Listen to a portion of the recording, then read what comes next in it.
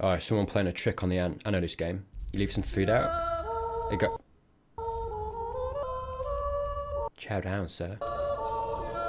Beautiful. Yeah, straight for the tip. So if you pay attention, I think you'll find these are classically trained ants. Oh, it's the kind that he dropped. Of course it is. What a way to start.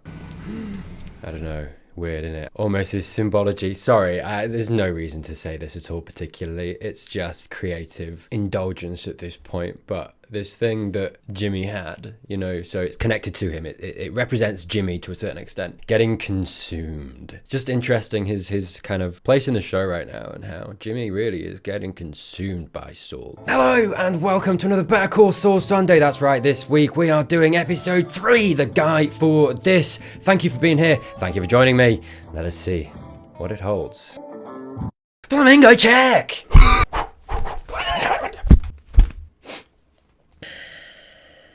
Can have that one for free. All lessons thereafter are $59.99 each, alright mate? Thank you, links down below. That is a lie. There's not. Right then, where are we going? Whew, sweaty work, eh? Could do an ice cream.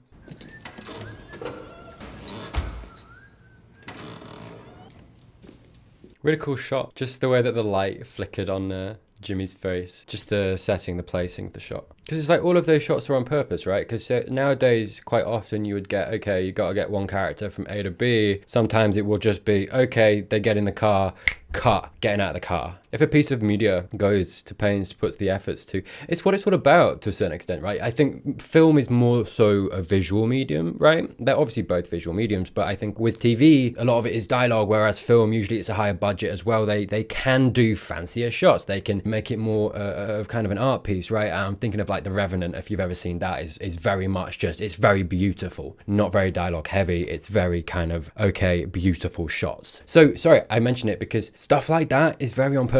You know, someone put that together, thought about it and was like, this would look really cool. Let's just do it this way instead of cutting from one thing to the other straight away. And then we lose all the beauty, all of the visual shots that are just like, that was nice. That was nice to see. And I've seen people mention, you know, the cinematography, you know, taking a step up and that kind of thing. So yeah, it's interesting seeing that stuff. Hello, Lalo. Okay, first meeting. Jimmy, good impression. Come on, sort the tie out. Look at me. Took one look at him. Can I talk? Hey, probably a good question. Please keep in mind that whatever happened between Mr. Varga and myself, Stop talking. I'm hoping that it's just water under the bridge. Because after all was said and done, you did walk out. Yeah, I mean, look at that shot, right? The way the camera's placed, you know? And myself, it's just water under the bridge. Look at it all. Look at all this lighting. This here. You know, very on purpose. If that was bothering somebody or the director was like, I don't like that, take it out, they would say that, right? It wouldn't be there on purpose. This obviously, you know, over here. I mean, you know, look, it's very natural as well, right? It's a garage. It's gonna have a light over here because he came from, you know, again, just thinking about the scene and naturally, organically, where Lalo would be, where the light would need to be for him to do that, and then arranging the camera and working around all of that to make a good shot and to make sure there's not too much light, too little light, right? You've got this light over here, this light over here. They're quite bright, and then you've got this fainter light, more natural light coming through, shining on Jimmy, which is really interesting too, right? And sorry, this wasn't even the shot I was meant to be looking at. This one here, you know, look, and just the way that Nacho is shot here, such like beautiful lighting on him, and then this kind of contrasting the whole picture over here, the brighter light, the softer light over here on Nacho. It just kind of, it's just really nice. I mean, you weren't even in custody for a full day. I love how they're just letting him talk. You're giving them more stuff, mate. Tuco. Oh, sure, yeah. And I see the family resemblance. Cousin makes quite an impression. He has a huge heart and a huge cock. Sorry, just bar him up. Do you know what I mean? I don't know what you're gonna say. You know, Tuco told me about you. Yeah, how'd that go? You're the guy with a mouth. Put it to work. Not like that. The Tuco I know, he would have skinned them alive and let the buzzards eat their eyeballs. You go blah, blah, blah, and they walk out of there. I mean, it's amazing. We got something you can do for us. Really? Yeah, these shots are just so beautifully framed as well. A legal problem. Fantastic. Yeah? Yeah. For a minute there, I thought I was going to be swallowing condoms filled with heroin. Okay. No, maybe later. Hello. We have a guy sitting in. We need our friend to tell the cops some things. Important things. He's a double agent, I bet you, Domingo. We send you in there. Attorney-client confidentiality. Yeah, that. Easy, mate. Now stop talking. Just let him. Flattering. Seriously, it's going to be a no. I don't think you can say no. Read the room. Can I offer this? I guarantee there are 5 of these in MDC right now. Nacho in the background, like, oh, okay, come on, just. You're the guy for this. He really is. Maybe this is so interesting, actually, because this is kind of a check to see actually how much Saul he is right now. Because obviously we've been seeing, you know, this transition, obviously, from Jimmy to Saul. He's very much Saul, but this shows that he's still not quite the Saul that we know in Breaking Bad. Because the Saul that we know in Breaking Bad very much enmeshed in Lalo and Nacho's world, right? Isn't he? And the fact that he's hesitating to get into this world a little bit, even now, shows you that he's not quite there yet, right? There's still steps. There's still a little bit of a way to go. He's still not quite as cutthroat. He's got a little bit of, I hesitate to say morals. I think it's more self-preservation. He doesn't, you know, want to put himself in danger by getting in bed with these guys, I think. But maybe there's some morality there too, you know, peppered in. Warn you that my rates have gone up. Like, how expensive? Give us a number. Yeah. Yeah, transportation, rush fee. Do the math. It's I love that Lalo is just 900. sitting back, letting him talk, seeing what he says. 7,925? Is he going to say yes straight away? Sure. Deal. Yeah. Could have asked for more, maybe. That's good. Your trouble. Let's make it 8. Ah, we love him. We do. Well, okay. Nice. Ah, Mikey boy. Yeah, you're not doing okay. Just got to work through it. Just got to work through it. And, you know, as much as it was due to, I think, you know, obviously Kaylee said what she said. It was the conversation of his son. I think he's still hurting over Werner. You know, he's still mourning that and what he had to do. Oh, God, and he has a drinking problem too, right? Take it down. What? Oh, is it the picture? The third from the bottom. Yeah, Werner's dad. I don't know, Mike. It's a reminder. Take it down. Relax. Sorry, Mike. Take it down. I think you've had enough. Take it. This isn't on him, mate. You got to deal with this internally, mate. Please. Okay, better. Really? Why? Yo, got 20 bucks you can lend me? An old man. Really? Okay. Mike, Don't be scared. let off some steam. That's all I'm saying. I got a lot more than 20 bucks. Oh. Yeah, all right. I have no sympathy for these guys. They were going to try and take an old man for what he was worth. So? Yeah. Please. Nice. Feel better? Hello. Hi. Hey. Hello. Sorry, I keep saying hello. I should stop. Beers! All right. Thanks. That's getting knocked off. You all right, mate? What's going on? Everything good? Yeah, Good. Ask questions. I'm sort of celebrating actually. Yeah? I just realized I have all pro bono clients tomorrow.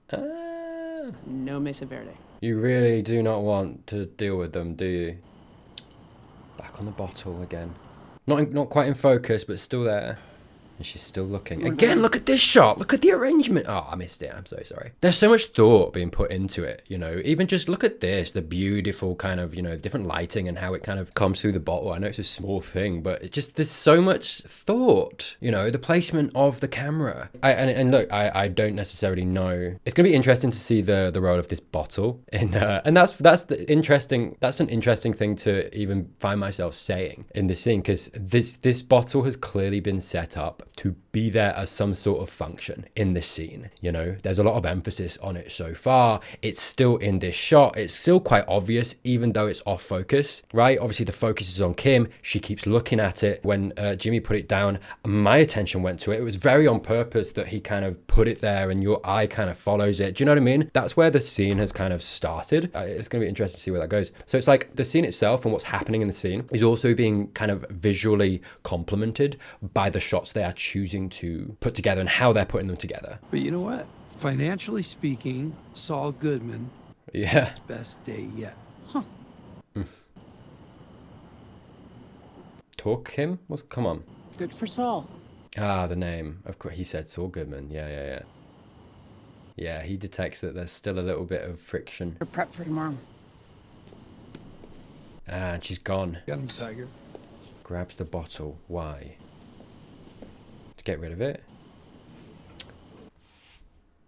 I think maybe it bothered her that he put it there. Like the thing that I said, that's getting knocked off, right? It's a little bit irresponsible because it's in a position that it might quite easily get knocked off, and then what, you know, someone's walking below, it hits them, even if no one's there, it shatters. There's glass that people might walk on. You've littered, right? Like it's quite an irresponsible thing for him to do, you know what I mean? He could have put it on the floor. He could have just moved back a little bit, put it on the floor, and then they could pick it up when they go back in. You put it on a precarious position, and like I get it, right? If I was Kim in that scene, if I was Kim in that position, I would be looking at the bottle being like, that's stressing me out. Can you maybe not put it there, right? And it's this vying of responsibility, Kim, versus irresponsibility in Jimmy and what he did, right? And I think that's what the bottle represented there. And also, as she went in, she kind of snatched it. She didn't just carefully pick it up. She was like, don't do that. Anger there, which I think began when he mentioned Saul Goodman and rubbed her up the wrong way a little bit. And then the bottle there, the role of the bottle being the representation of this thing that I keep talking about, of these different ideologies and this responsibility versus irresponsibility, right? And how these two now represent the two sides of that. Yeah, what an interesting way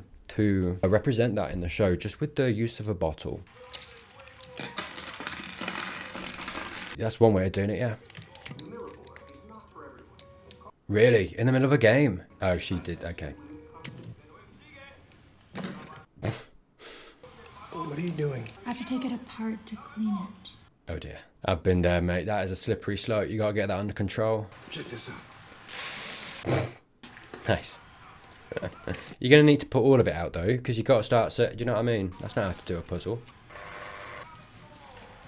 He just cannot relax at the moment, can he? ¿Puedo pasar? Yeah, the car's very obvious to his father what he's doing. Amber, this is my father. Where's the other one? Did you clear her out? Nice place, right? ¿Quieres un café? Yes! Cafe! Thank you! Dude. Okay, Manuel, I've got a bone to pick with you, my friend. ¿Está grande? Thank you. I was born with it.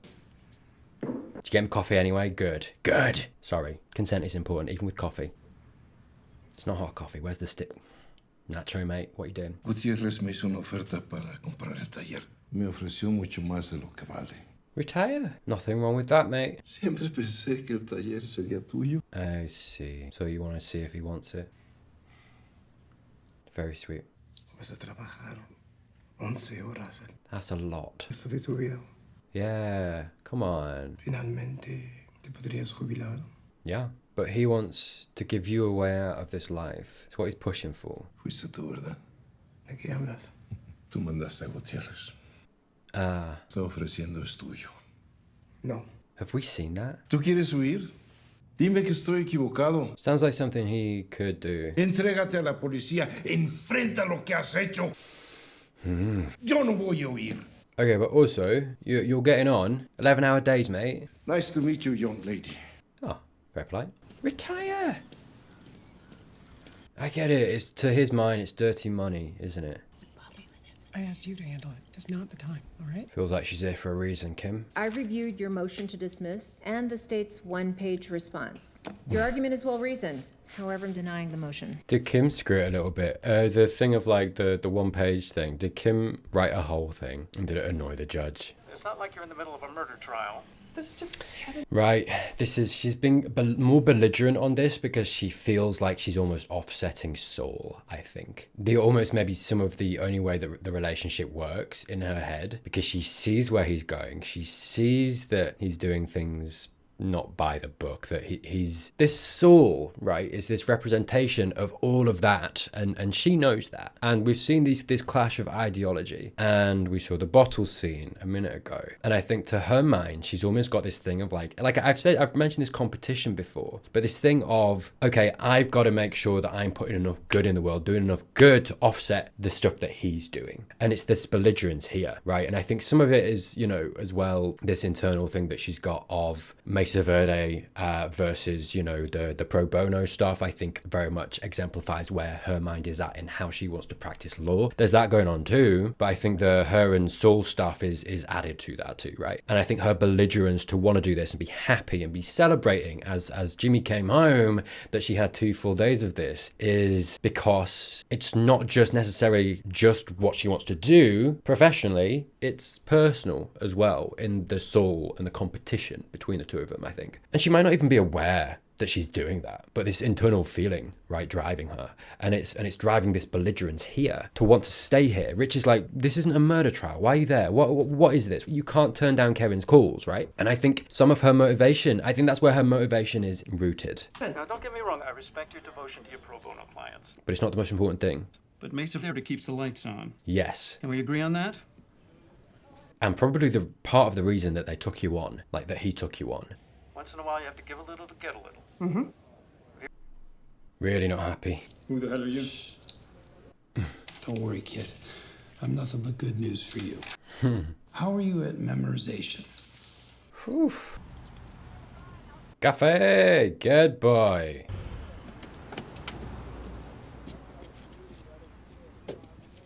Hank. Sorry, I saw police interceptor. It's Hanky boy. It's Hanky boy. Show me him. Tease me. Yeah, no, it's alright. Tease me. Back of his head. I love it. Yes! Hey, Marina. How's the boy? Yeah, boy! Third base? Catcher. Catcher. Oh, yeah. Oh, there he is. Steve. Oh, got me! I'm calm. Does Blanca throw stuff out on the exact day it expires? Trouble with Karen. I mean, Marie hands me a... that's Marie. Once I found an old can of vanilla frosting. I ate that. I'm still here. You what? We were talking about expired food. I thought it was relevant. It was relevant. No, you were keeping on topic, mate. Let's get this circle jerk over with. You started it. Come on. Oh, this one. Sorry. Yeah. Oh, we knew we were gonna. I knew somewhere in me that we were gonna see him. Breaking Bad didn't happen. We're here. This is good. Keeps his mouth shut for the first 2 nights he's in here, and now has an epiphany. After he saw his lawyer. Silence! And you are? It's all good, man. Of course he picked up on it. Special agent. All right. DEA. Oh, I see. Okay, the feds. Yeah. Quantico is FBI. I don't care. Give him some sass. Your client waived his right to an attorney.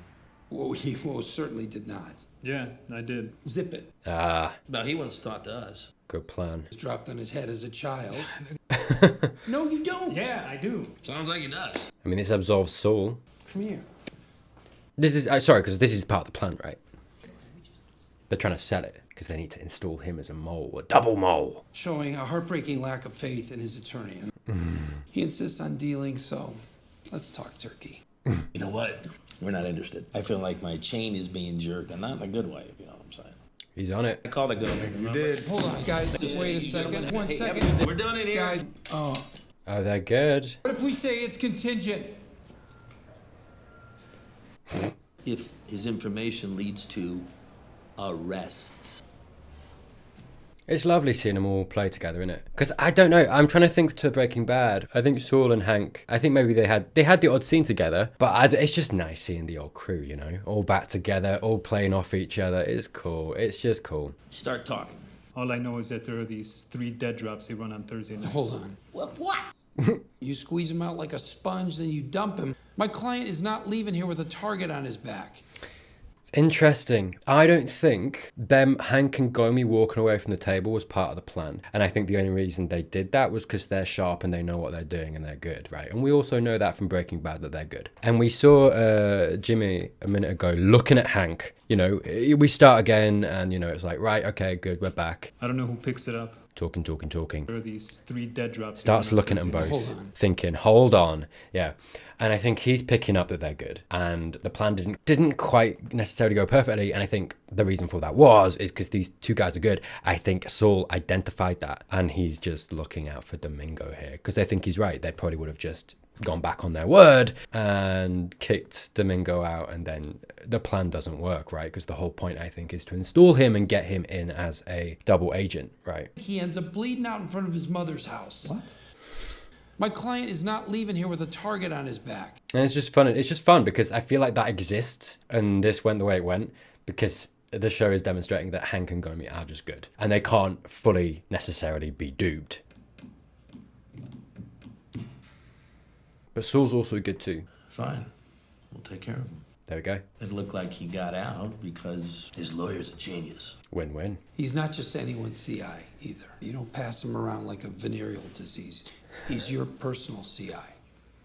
Okay. There we go. And this better be worth it. Or maybe that all was the plan. Or maybe the CI was something that Jimmy added. And actually, the plan that they're going with wasn't to make Domingo a CI. It's just to do something that we don't know of yet. Is he home? Yeah, he never seems to leave. Oh. He's very unpleasant. You have to get someone to move off.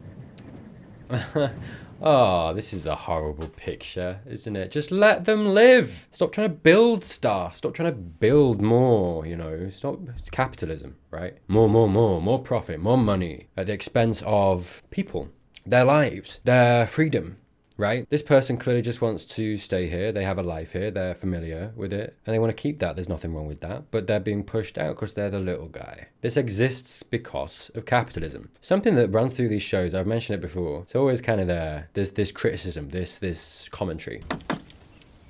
Mesa Verde, almost, the big corporate company. The example of that in this show. May I come in? Stay right where you at. Yeah, fair enough. I'm on his side. Sorry, Kim. And like, you know, Pedro's like, he's unpleasant. And it's like, well, yeah, you're trying to kick him out of his home, dude. I'd be unpleasant.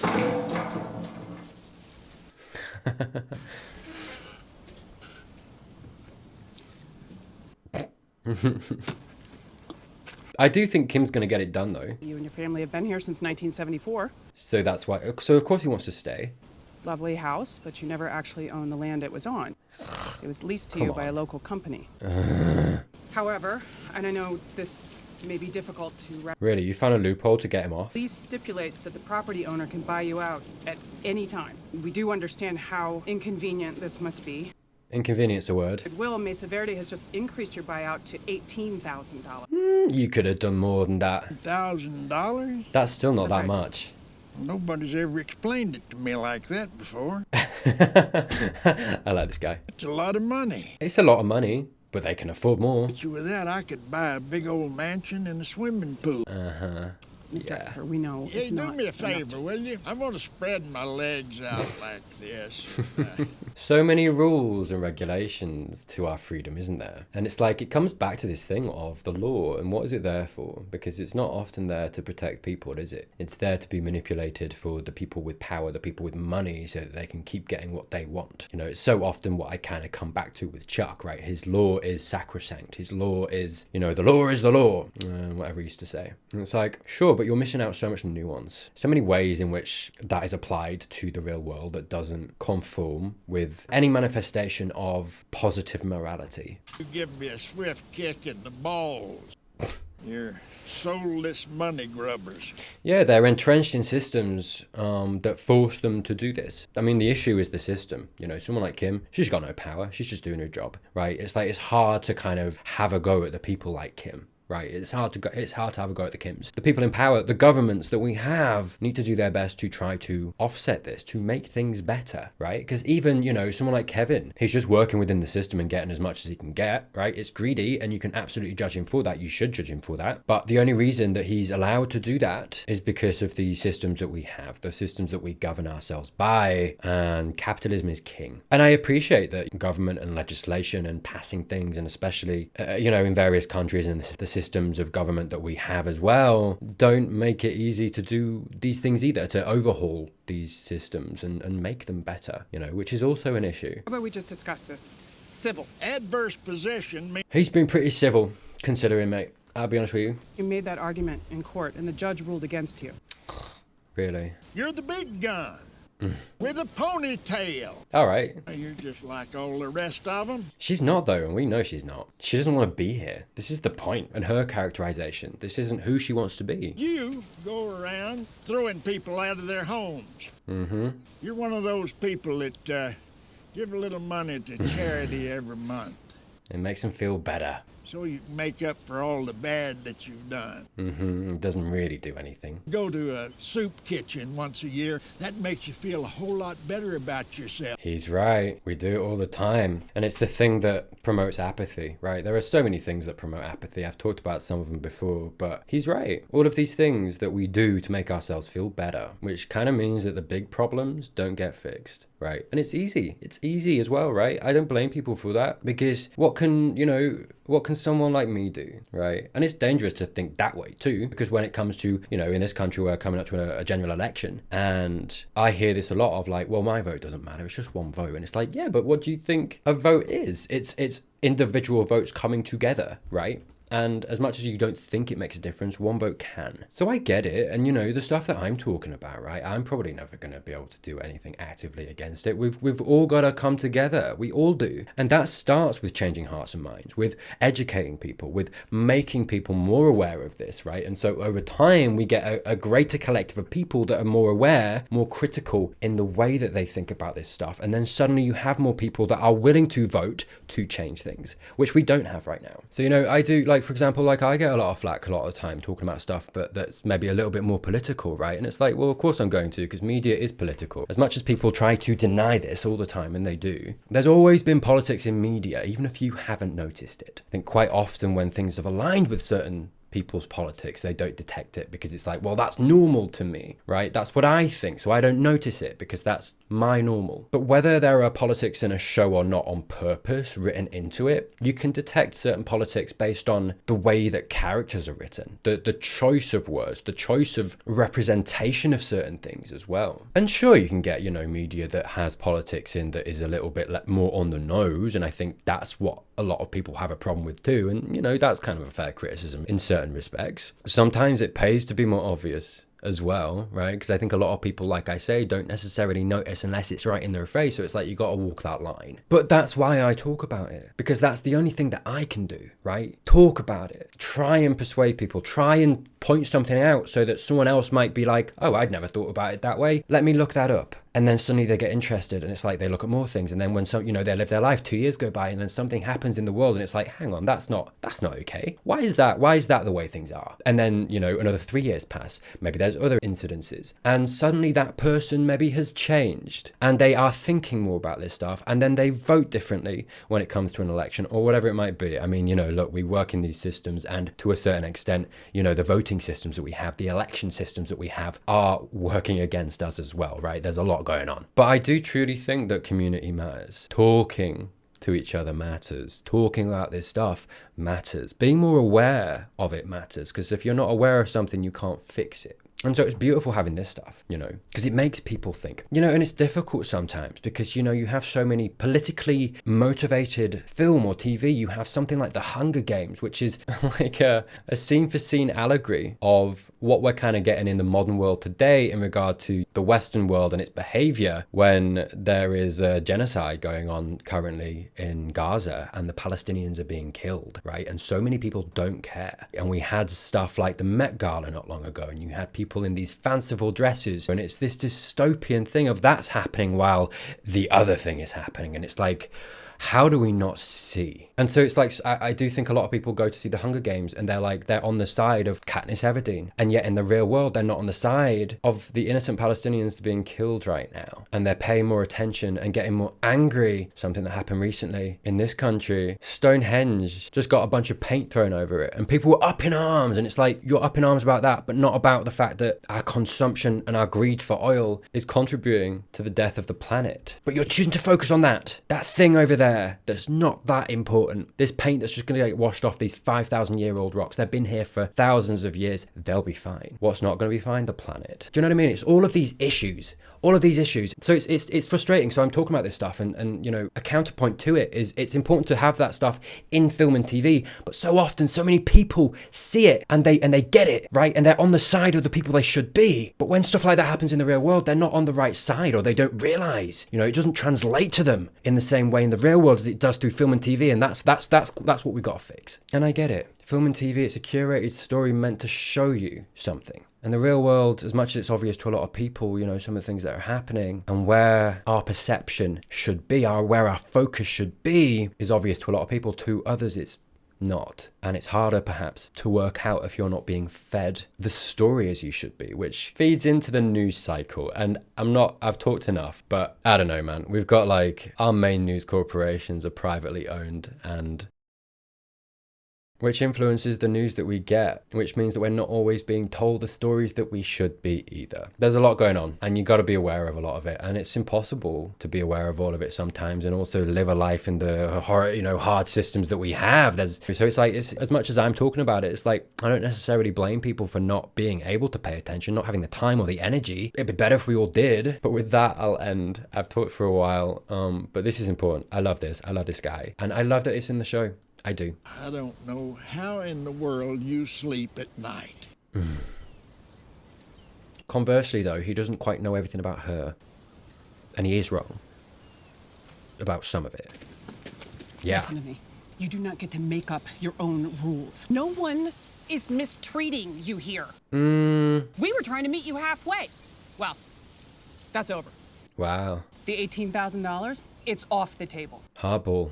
Why should you get to drag this out for 7 months while all of your neighbors, every single one of them, played by the rules? Played by the rules and were kicked out. Her choice of words is interesting here too. It evokes her and Jimmy. She's playing by the rules as best she can, and he's not. And yet right now, she's not getting what she wants when, at least to her knowledge, in this moment, he's thriving. In his own words, he had the best financial day yet. A contract means something. It's the law. Hello, Chuck. Deal with it. I don't necessarily blame her. No, I do. I do blame her for that. But I understand. He went to a very personal place for her and was judging her very unfairly because he was wrong about her. He is wrong about her, as much as he's also right. Yeah, very Chuck. You ended it. That's what we needed. Yeah. It's a fine vehicle. What do you drive? An Esteem. A what? It's an import. Huh. So? Oh, and your guy is now a confidential informant. What do you mean? Right, that wasn't part of the plan. A rat? No, he's not a rat. Yeah, I thought so. Yeah, so that was completely improvised by Jimmy to actually protect Domingo. So yeah, the plan itself was these dead drops and something we're not perhaps aware of, something that Lalo's cooked up. And yeah, I think my analysis of that scene was spot on actually. I wasn't sure if I was, but I think that kind of confirms it. The fact that that was improvised, and I think the reason he had to improvise was because he detected how good Hank and Gomi were. I don't think them walking out was part of the plan, and he had to get them back in. You now have a hotline to the DEA. And it's a good thing. It's a good thing, right? Yeah. And what do you care? Well, Cares about Domingo. he's my client. I'd like to keep him alive. When they there? Yeah. You're gonna have to find a different attorney for future endeavors because my schedule is just very, very tight. Yeah, he wants out. You're in, dude. You'll make time. Yeah. Yeah, Nacho just chilling with a car in the background. Very picturesque. Who exactly did I just set up? You don't want to know. Yeah, don't ask. It's gonna be blowback. I don't want to be in the middle of it. You won't be. It's not about what you want. Yeah. When you're in, you're in. Oh, Nacho knows more about that than you do, mate. Trust me. Ice cream? Devoured. Gotta be careful or that's you, mate. Yeah, what a tight episode. He didn't show. Did you call all 3 numbers? I called the first one. Oh, come on. All right, good job, Steph. I think maybe what the guy was saying, maybe it's going to play on her mind a little bit more. As much as that whole thing ended with her playing hardball, I think what he was saying and where he was coming from is something that's been in her head too. Yeah, what do you want? And how are you going to make it happen? You've got to think about that. She went back. She's going to help him. Look at this beautiful shot. The change in lighting there. That was awesome. Because look at the red here. Look at the red. Look at that red, man. Look at it. You can't really see it. You know. It's a little bit fainter. Lights come in. The car. They go off. Red. Boom. Then her light softly. Because that's not how a car light works. I mean, maybe they do in America, but usually it just flicks on and it's on. I love how it softly came on. I feel like that was very on purpose. Maybe I'm wrong, but so beautifully lit with the red in the background. And again, the sign here on the right, you know, this. Just again, framing, you know, balancing the shot. Mr. Acker? She could get into real trouble for this. This has to go well. What's the word? I went to a real estate office. Get me a new house. Houses I think you might like. Okay. She's going the extra mile. She didn't have to do this. She's actually good. I mean, look, you know, she's doing the most ethical thing by doing this that I feel like she can do in her position in this situation. Making sure he's okay. Making sure they're not kicking him out of a home. Making sure that he finds somewhere that he can be happy and live. It's not the perfect solution. It isn't. But there's not really a perfect solution, right? I know moving's a big deal. I'd like to help you out with that myself, if that's all right with you. Nice. I can take off any day this week. Bless her. I'll pay for it out of my own pocket. Oh. And there she is. There's the ideology coming back in that we know is so tied to her characterization now. The empathy. Come on, man. Meet her. You're right. I can't pretend to understand what you're going through. Good on you for that. I've never owned a house. And I never will. When I was little, my mother used to shake me awake in the middle of the night, yelling it was time to go. She was always one step ahead of the landlord.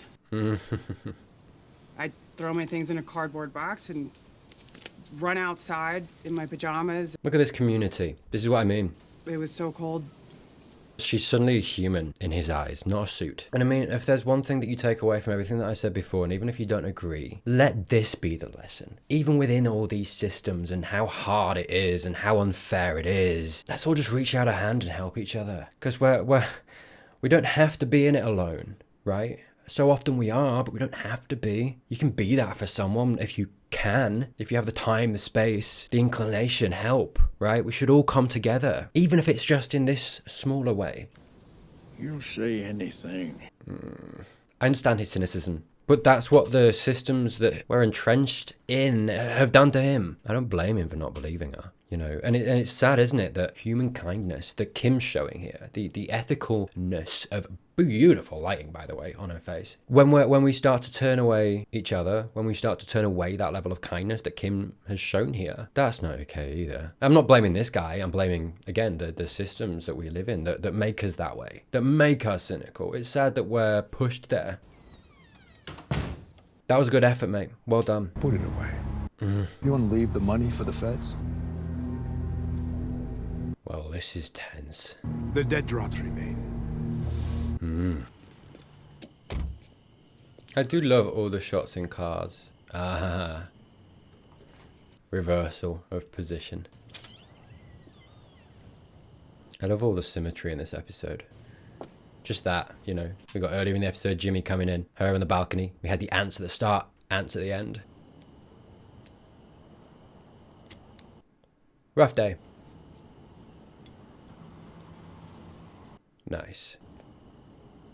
Yeah, it's interesting, isn't it? When it's all said and done, and despite the conflict of ideology, they are always there for each other. At the end of the day.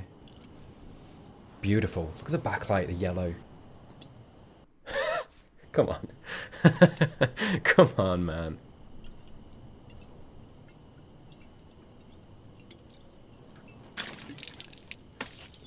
Funny what I was talking about in the scene before about the bottle, huh? Smashing and how... Yeah, she doesn't care anymore. And again, despite all the responsibility and the characterization that we've got from her, there is that streak, isn't there, of bending the rules, breaking the rules, irresponsibility. Yeah.